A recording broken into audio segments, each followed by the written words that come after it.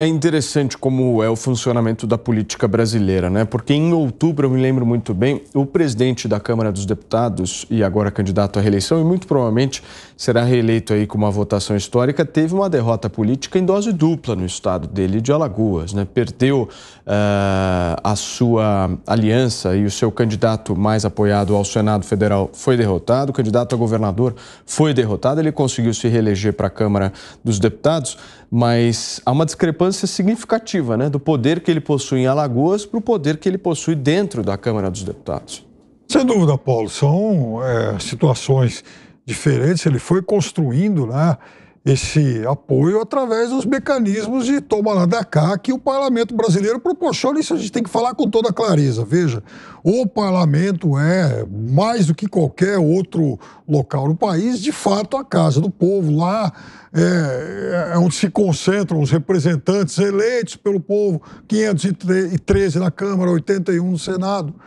Agora, o orçamento secreto, por exemplo, é um mecanismo que dá uma imensa vantagem para quem está no poder, embora tenha sido limitado recentemente pelo STF. E ele fez um farto uso disso, e veja, não é que ele fez, não é que ele impôs isso. Na verdade, é um mecanismo que estava ao alcance dele, a partir do momento, principalmente, que o executivo abriu mão de ter ele, de ser ele executivo, o poder que, né, de certa forma, que acabaria manejando esse orçamento.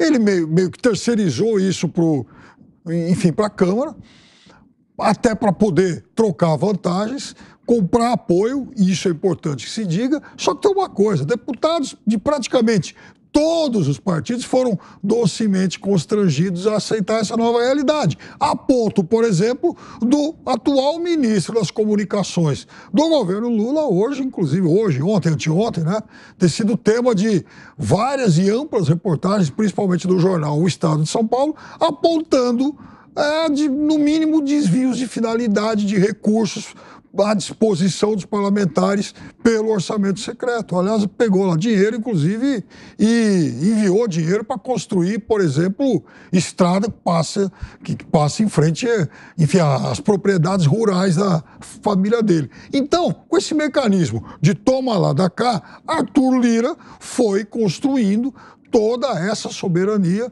nesse petit comitê chamado Câmara dos Deputados. Agora, de fato, a interlocução não foi a mesma com o eleitor de Alagoas, numericamente muito maior. Pediu, Serrão, por favor. Sim, porque tem um detalhe que a gente não pode esquecer. Esse detalhe se chama Constituição. A nossa Constituição, na hierarquia dela, ela coloca, são poderes da República, o Legislativo, o Executivo e o Judiciário. O Legislativo vem antes. Essa nossa Constituição, ela é uma Constituição congressualista, quase parlamentarista. Então, ela dá todo o poder ao Congresso Nacional.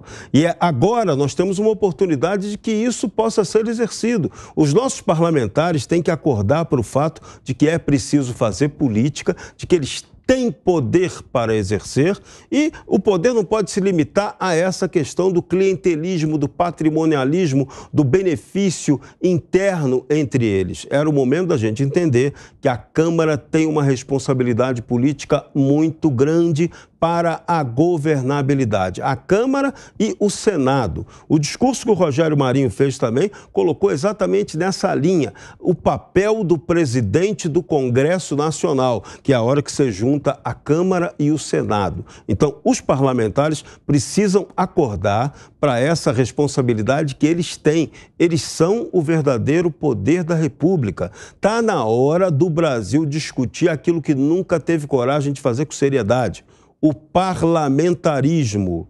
Eu acho que a gestão do Jair Bolsonaro, tudo que aconteceu nela e depois da eleição, deixa claro para todo mundo: esse presidencialismo de coalizão que acaba em colisão no Brasil não é bom, não funciona, não é adequado à nossa realidade. Então, caberia o início de uma discussão sobre o parlamentarismo, seria muito bem-vindo. Mas mesmo que você não vá para o regime parlamentarista, o nosso ordenamento do Congresso Nacional já dá essa linha. Então, os políticos precisam só exercer o seu trabalho com mais responsabilidade, com mais correção, com mais entendimento republicano do que o patrimonialismo que sempre pauta a ação deles. Por isso que Arthur Lira, muito poderoso, está lá na Câmara e fraquinho no estado dele.